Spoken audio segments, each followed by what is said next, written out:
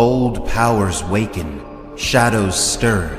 An age of wonder and terror will soon be upon us. An age for gods and heroes. The glass candles are burning, and you're listening to the Obsidian Nights Podcast.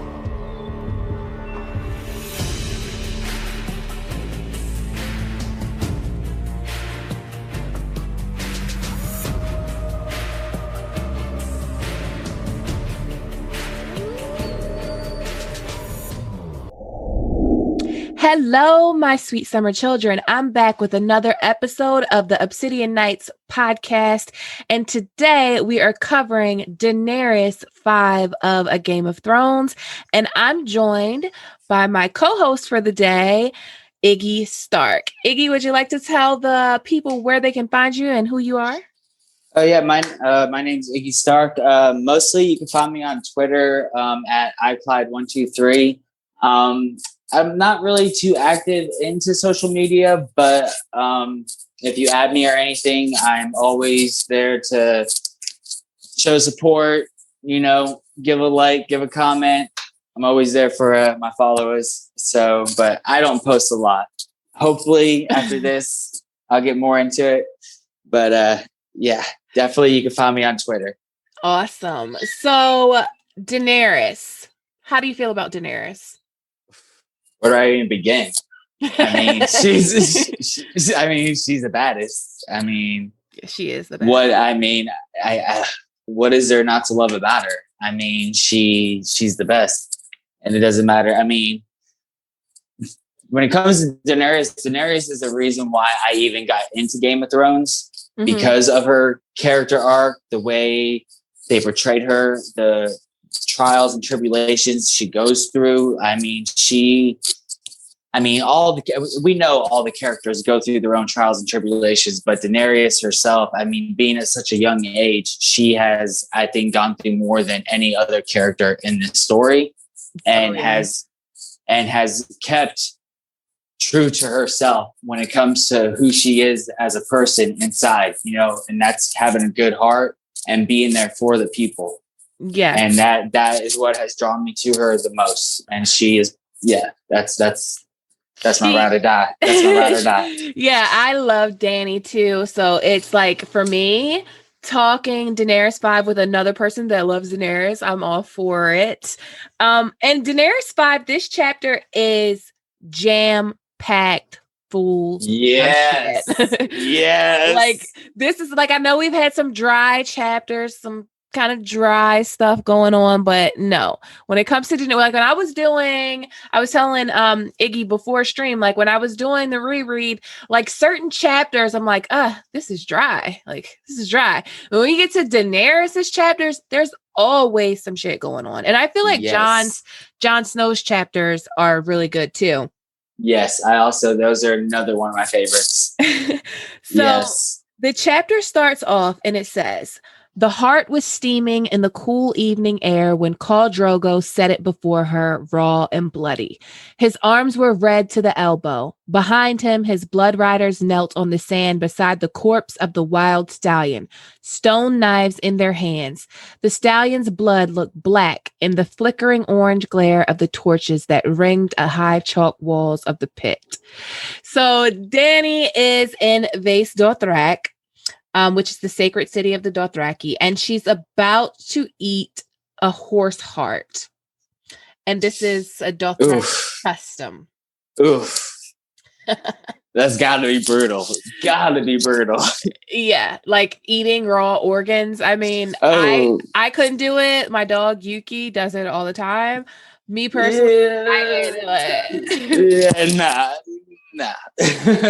And this not going there. Yeah, this is another one of those times where I talked about it in previous Daenerys Obsidian Nights chapters, where she tells herself, "I am blood of the dragon. I am blood of the dragon." Like she does it on her wedding day a lot. Like, I'm blood of the dragon. Anytime that she's going through something that is very what's the word? Strenuous, or like she has fear. She always reaffirms herself. I am the blood of the dragon. As one of the things that I've also noticed in here, also going over my reread. Yep. She always says, I am blood of the dragon. And that gives her strength. It's like her mantra. Like it's her inner mantra. So she takes the horse's heart, she eats it. And like she thinks it's disgusting, but like she makes herself chew it. Like she makes herself chew. And this is after going 2 months of, already feeling sick, not feeling good, and still having to eat the clotted blood, going chewing on dried horse meat until it, made her jaws ache. I mean, that's dedication. Yeah, it is dedication. That is dedication. Well, that is dedication. The whole thing is that like this heart of a stallion, the heart of this horse is supposed to make her son strong and fearless. Or at least that's what the Dothraki believe. Like that's their custom. Like if the mother can eat this whole heart, then the baby, it's a good omen that the baby's going to be a son and it's going to be strong and all of these other good things. Yeah, won't come out to form, nothing like that. Female. Yeah, because if you choked on it or retched it up, the omens were less favorable. Right. Like the child might be stillborn, come forth weak, deformed, or female, which the Dothraki are so fucking sexist. I know, dude, seriously. And that's one thing I actually wonder, like, what happens when they do have a female child? What do they do with this female child? Because they're always, I mean, I guess they marry within their own, but they also marry from all these other, tribes that they're, overtaken, throughout the Dothraki Sea. Right. But the fact that they say stillborn, weak, and deformed, and then or female. Like what? Sexist bastards. Yes. So like you were saying, for 2 months, like Daenerys has been like preparing for this. Like she's been eating disgusting shit to get ready for this. But I wanted to talk about if you throw up, the Dothraki believe if you throw up the heart that your child will be weak, stillborn, or deformed. And that's basically like Rhaego was all of those things.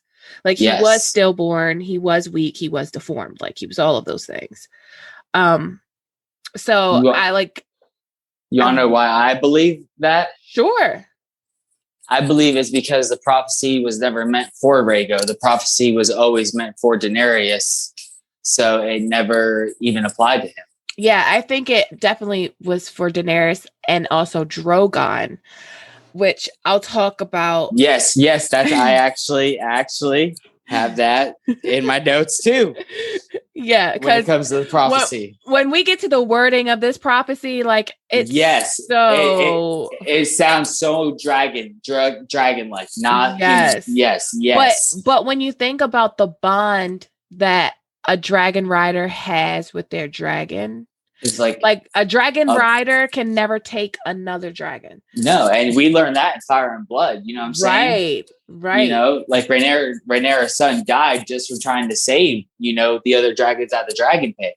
So we know that once a dragon's bonded, that's like a bond that cannot be broken, like a mother and child. Yeah, and I also think of the dragon rider bond as kind of a warg bond, like on the same level that Bran and Summer share a bond. And like the Starks. Yes. And like Summer is Bran and Bran is Summer. So Daenerys is Drogon and Drogon is Daenerys. So that's why I think the prophecy applies to both of them. Yes. And not just one or the other. And honestly, like now that I read over, honestly, when we get there, I agree with that 100%. Oh yeah, we're about to get there. Because especially from, like you said, how the prophecy is stated, it definitely shows that it has something to do with dragons. Yeah, for sure. For sure. So I wanted to talk about Vaes Dothrak real quick and like the rules there. So they go over the rules in the beginning, which is foreshadowing for what happens at the end of the chapter.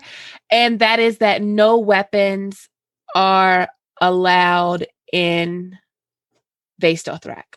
No weapons. Yes. No steel. No steel. Yeah, no steel. Yes. Beneath the mother of the mountains. So after Daenerys finishes the heart, they give the prophecy. First, she says, "A prince rides inside me." That's what Daenerys says. And she says it in Dothraki. And then the crone speaks up, "The prince is riding." "He is riding," the other woman answered. A boy, a strong boy." Bells rang, a sudden clangor of bronze birds. A deep-throated war horn sounded its long note. The old woman began to chant. Underneath their painted leather vests, their withered dugs swayed back and forth, shiny with oil and sweat. The eunuchs who served them threw bundles of dried grasses into a great bronze brazier, and clouds of fragrant smoke rose up towards the moon and the stars. The Dothraki believed the stars were horses made of fire, a great herd that galloped across the sky by night. As the smoke ascended, the chanting died away, and the ancient crone closed her single eye, the better to peer into the future. The silence that fell was complete. Dany could hear the distant call of night birds, the hiss and crackle of the torches, and gentle lapping of water from the lake.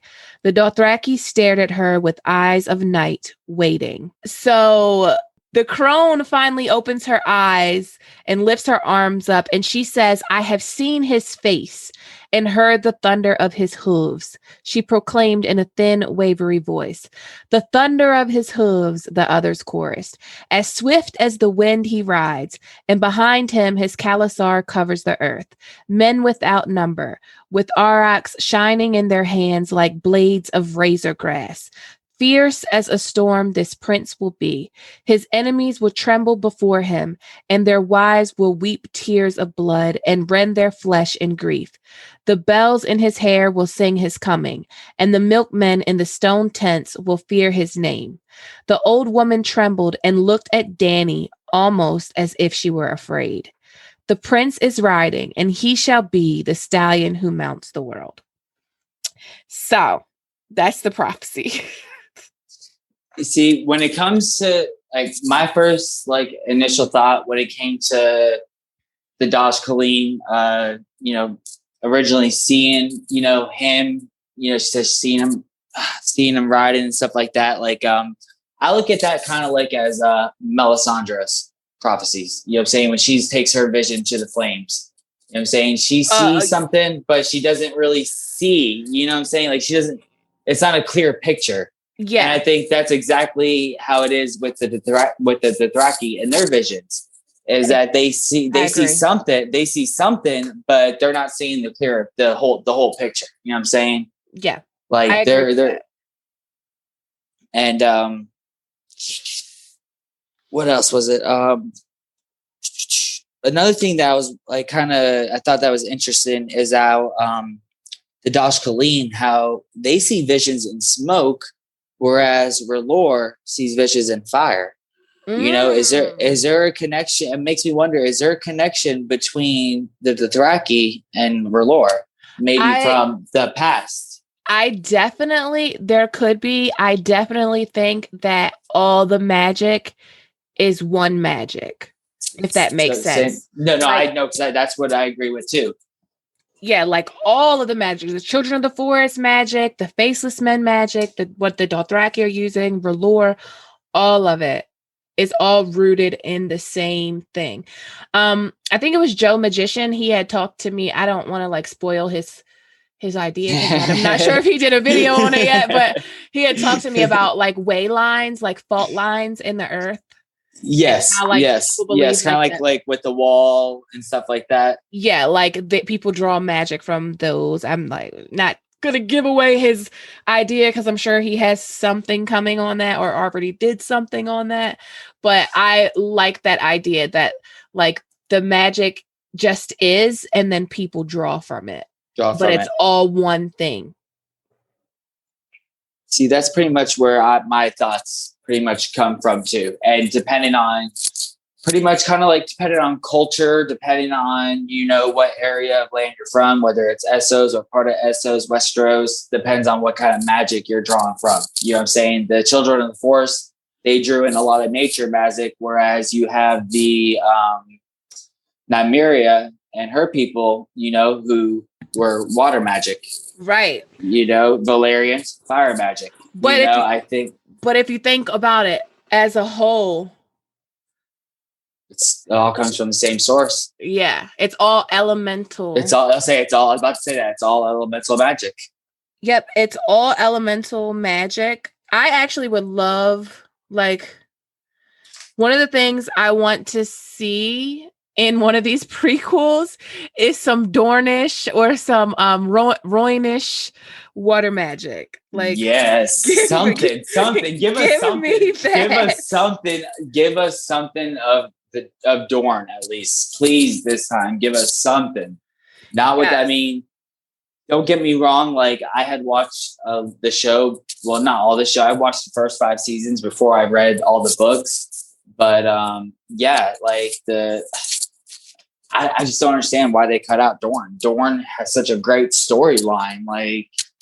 There was no reason to cut it out. I understand, budget, trying to keep stuff short, whatever, blah, blah, blah. But Dorne would have added a great aspect to the story.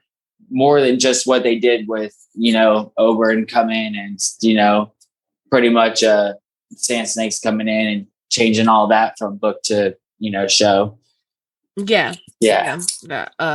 Don't even get me started. We're going to talk about the show, though. We're going to talk about the show because I'm not going to let them slide with what they were saying about Daenerys. It being foreshadowed that Daenerys was going to go crazy by the way she let her brother die. And we're going to talk about that. No. We're going to talk about that. But there was no foreshadowing. There was no foreshadowing in that. And that is, ugh. Sorry. Yes, it pisses me off. It pisses me the fuck off. But yes. So the reason I think that this stallion who mounts the world prophecy is for Daenerys and Drogon is because of the wording. So they hear thunder. Thunder is what she hears. And how many times have dragon wings? It's been said that dragon wings sound like thunder. As swift as the wind he rides, dragons ride the wind. That's behind him, his Khalasar covers the earth, men without number. And we know that right now, Daenerys is in a position where what happened in season 6 is very likely something that came from George R.R. Martin, where Daenerys gets all the Khalasars united into one by burning all the calls.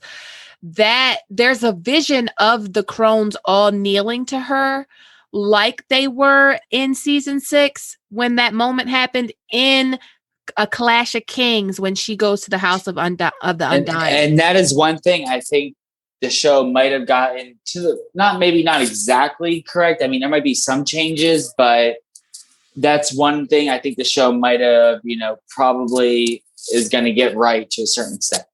Got right to a certain extent. It might not be the same exact way, but I do believe that in, probably Winds of Winter, we will see her finally take a hold and, fulfill the prophecy of the stallion that mounts the world. Yeah, even in the show, even in season 7, where she brings the Dothraki to fight the Lannisters and she's on Drogon, that totally looks like this prophecy. As swift as the wind he rides, and behind him his Khalasar covers the earth. She's on Drogon, and then behind her is all these Dothraki screamers from all of these different Khalasars, and they're all holding their aurochs in their hands. But one of the key words here is it says, "Fierce as a storm, this prince will be." Fierce as a storm. Daenerys is Daenerys Stormborn. That was the exact two quotes that you just read off, as swift as the wind and as the one about Daenerys are the two quotes that I wrote down that also I was going to add to it about me. That's why I also believe that the prophecy is also about Drogon also. Because, I mean, as swift as the wind he rides, I mean, that dragon. Right. Dragon. I mean. Dragon all day. And another big clue is the milkmen in the stone tents will fear his name. Milkmen are basically the white men. So Westerosi, or not even just Westerosi people, but like people with castles. And so it's like foreshadowed that whoever this stallion who mounts the world is going to go to war with some white dudes with castles. And that's Westeros. Exactly. Westeros. And I mean, who is going to be able to, pretty much, what exactly was the quote? I just had it. Yeah. The bells will come singing, the milkman and his stone house will fear his name. Exactly. Yeah. Yeah. I'm sorry. It's Drogon. It's Drogon. Drogon. It's so Drogon. It's so Drogon. But like, I feel like when you talk about like the Dothraki, the horse and the man are like one. Yes. They're like one. So like Drogo falling from his horse is just a big deal. Mirri Maz Duur wanting Drogo's horse is a big deal, like, because it's kind of like they're one, where Daenerys's mount is actually Drogon, so right. They're one too. So I feel like it's for both of them. So oh, go ahead. I'll say one question before we move on for about the whole prophecy thing and stuff. Do you think that the fact that the sacrifice of the horse, even though, we learn from Mirri Maz Duur that, some magic, maybe not as strong as magic, but magic can be performed from sacrificing, even a horse. So do you think maybe the sacrifice of the horse and her eating it and consuming its blood and stuff like that had anything to do with the prophecy being able to be foretold by the Dash Queen? Definitely. I think it had something to do, like it had something to do with that, like, because we know everything comes with everything comes with sacrifice. Prophecy, like blood sacrifice too. Blood, exactly. And the last thing I had for the whole stallion that mounts the world, which makes me believe it was Dany even more, is because one of the last things she talks about is it gave Dany the shivers to think that one day she might be sent to join them, whether she willed it or not. Oh, yes. That right there is straight foreshadowing that she will be back. And it's some intuition on her part, maybe like even prophetically, because Daenerys gets these like dreams and these feelings a lot of times. And a lot of times she's wrong, but a lot of times she's right. Exactly. In the end, not to get off subject here, but even with like, what was her name? The original Targaryen that brought him here.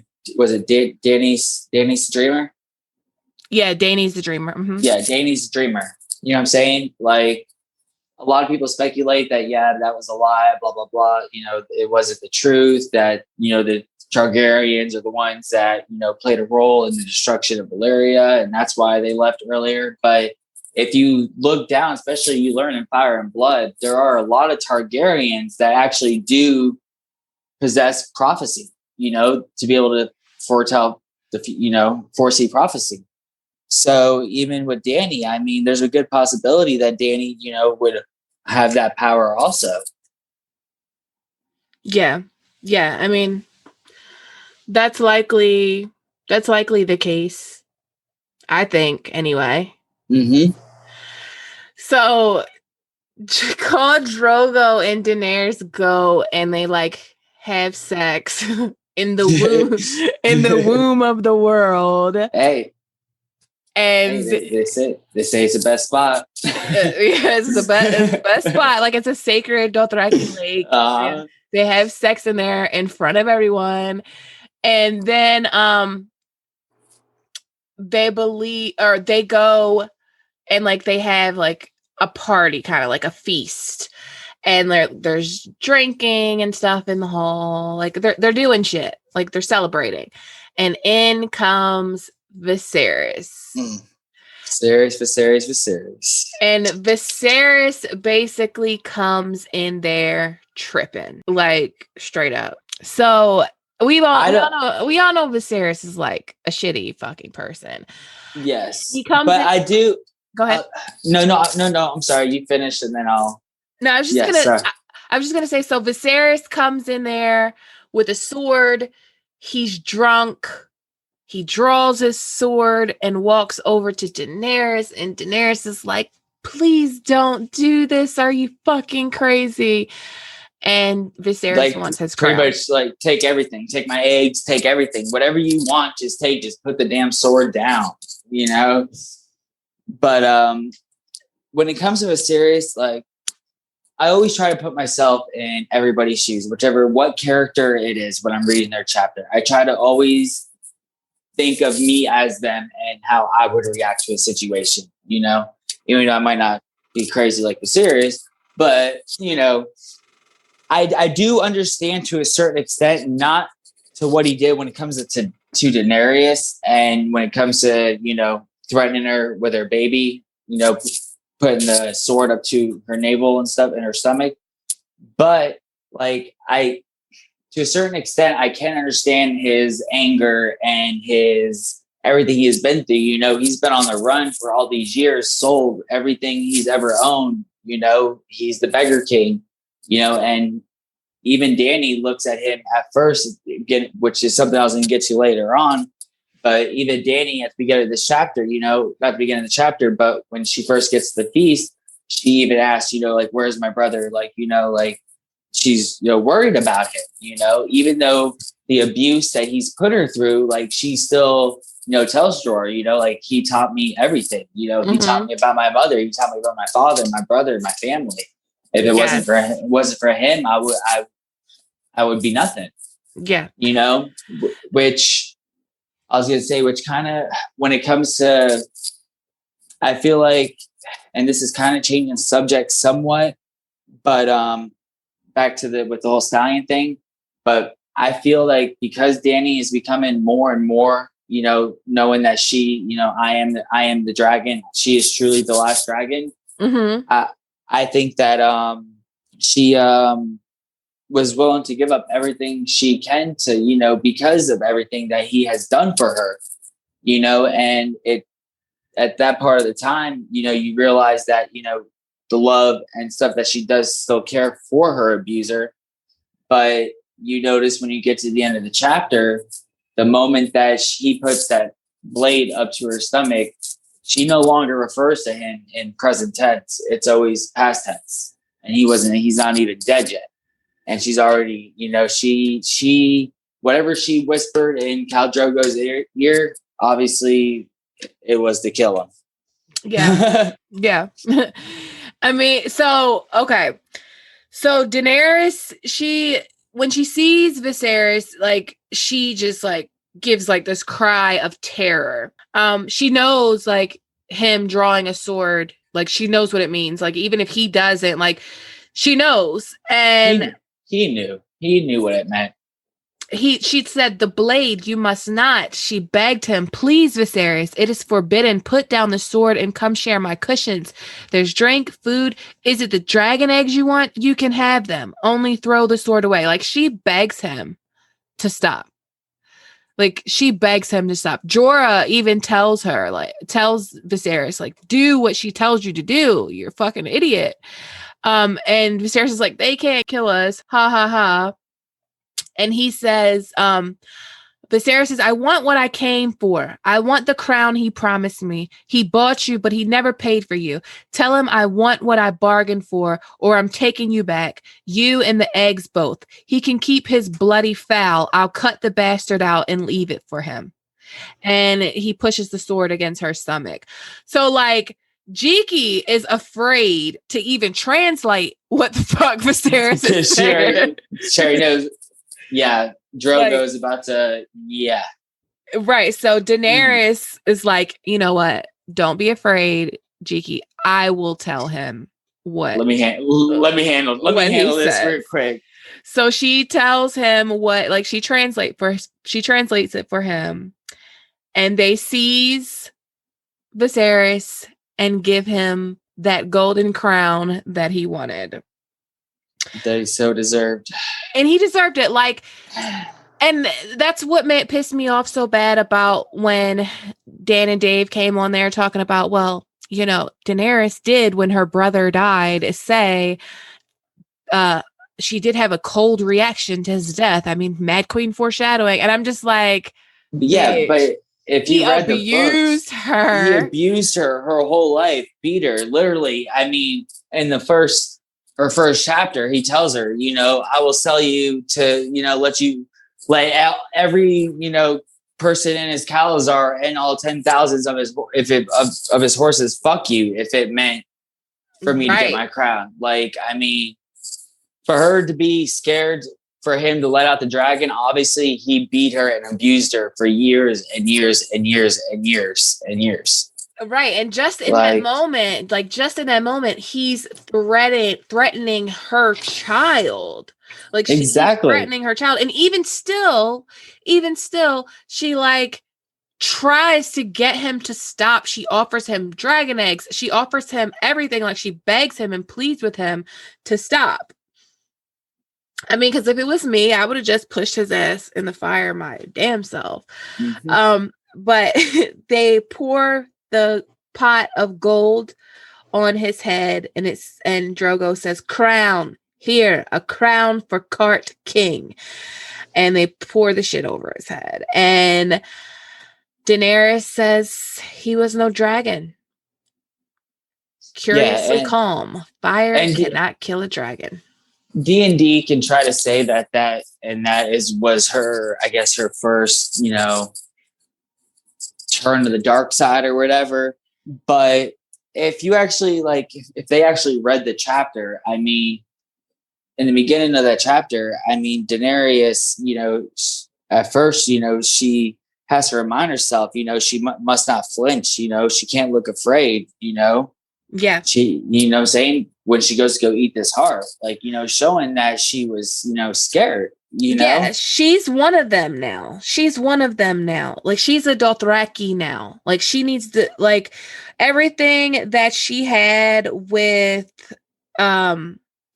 Viserys, like, her life before Viserys, like, Daenerys has completely like assimilated or like mixed into the Dothraki culture. She's embracing that culture, and they don't fear shit in that culture. They don't look away. And that's why I love Dany. Well, same here. And that's why I believe in the end, because of the fact that she gone through, you know, she went through the steps she had to take, you know, for the prophecy and everything. She tried to help her brother. Her brother still threatened to kill her baby. I mean, at that point in time, first of all, why would you shed a tear? I mean, this person literally just, you know, threatened to cut this baby out of you, you know, which pretty much may kill you also. I mean, you're not going to survive that. Right. You know, exactly. But to me, I think that what it was is the prophecy. And between the prophecy, the sacrificing of the horse, and her telling herself, you know, I am blood of the dragon, I believe that within that short period of time, it pretty much it grew her. She grew up, you know, just in that short amount of time. And that's why at the end, you know, she shows no emotion. She's, you know, like, he was no dragon. He was no blood of the dragon. Yeah, it's ingrained in her. Exactly. But we also learn, like, you know, later on in the books that she thinks about him a lot. She does grieve for him. It's not like she doesn't grieve for him. You know, she grieves for what he used to be. Yeah. You know, but I mean, so it's not like she's just cold hearted. Right. She views Viserys as someone that ultimately betrayed her. Like when she has that little visions of Viserys in A Dance with Dragons. She's like, you betrayed me, like you sold me. He's like, and he says, no, you betrayed me. Yeah. You know? And it's like, no, she didn't betray you. Right. She played her role. You sold her to the Dothraki. She played her role in order to get you your fighters, your army. Yeah. You know what I'm saying? It was your impatience and incompetence that kept you from getting your army and in the end getting yourself killed. One thing that it's off subject, but one thing I found kind of weird, like just looking back, I noticed that the chapter before Daenerys is Eddard, and he dreams of Rhaegar and his children. Mm-hmm. And then you have the chapter after Daenerys, which is also another Eddard chapter. And it started, with him, like, talking about, needing to protect Jon. You know what I'm saying? Mm-hmm. To me, it's kind of weird. I feel like George, I don't know if he did that purposely, mm-hmm. having an Eddard chapter of pretty much Rhaegar, talking about Rhaegar, and then Daenerys, and then a chapter talking about Jon. I don't know if that was something he did intentional, I think it was kind of careful crafting, because as soon as Daenerys said that she was naming her son Rhaego after her brother Rhaegar, I was like, oh, Rhaego is doomed. Rhaego is doomed. Yes. And I feel like Rhaegal is actually doomed as well, which is very sad to me. Very sad. Yes. I have mixed feelings because, like, not to talk about the show again, but season 7 with the whole Dany flying over the wall, like, I don't know. Like, I just don't know about that. I don't think that's happening. No, I don't think it's happening either. Like, I think Fire and Blood taught us that, maybe not fully 100% that dragons can't fly over the wall, but when Silverwing when Alysanne tried to take Silverwing past the wall, he refused. I mean, yeah. And that bothered her, that worried her, so the dragons are smart. Exactly. So it could be like the magic in the wall that's preventing the dragons from crossing the wall. But it also could be that the dragons are like, bitch, it's dangerous over here. We're not going. That's what I'm saying. Sorry, Alysanne, not today. Not today, girl. I love you, but not today. Yes. But basically, that is Daenerys 5. Did you have anything you wanted to add? Honestly, the only other thing that I guess I wanted to add when it came to Viserys and stuff, was how Jorah had already, before Viserys even died, you can tell that Jorah had already gave up on him and considered Daenerys his queen. Can you blame him though? Oh no, not at all. I can't blame him. Like the whole Dothraki looks on Viserys like a peasant. And Viserys in all intents and purposes, I mean, yeah, you might be the son of a king, but that king is long gone and dead. So technically, yeah, you are a peasant. Yeah. You might be royalty, but right now you're still a peasant. Right. Right. But yeah, so that is Daenerys 5, and I want to thank you for coming on. And so yeah, thank you for having me. It was great to talk. Yes, I loved awesome. It. I love this chapter, and I'm glad you could join me. Appreciate it. And on such short notice, like props to you. Hey, it was not a problem. The moment I got the message, yep, I'm on it. I'll get ready for it right now. So thank you for whoever canceled. Thank you. All right. Well, I will see you guys next week. Have a good day. Bye.